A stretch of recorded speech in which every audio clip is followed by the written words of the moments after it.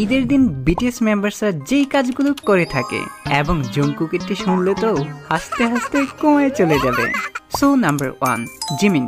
ঈদের দিন জিমিন গার্লফ্রেন্ডকে নিয়ে চুপি চুপি ঘুরতে যায়। নাম্বার 2, জেহোপ।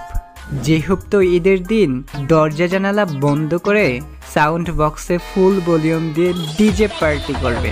Number 3, V.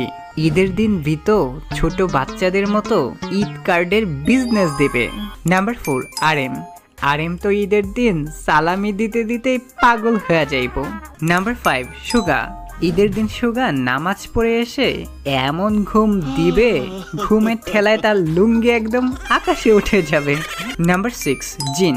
ঈদের দিন সকাল সকাল জিন বেরিয়ে পড়বে সুন্দরী সুন্দরী পেতনির খোঁজে।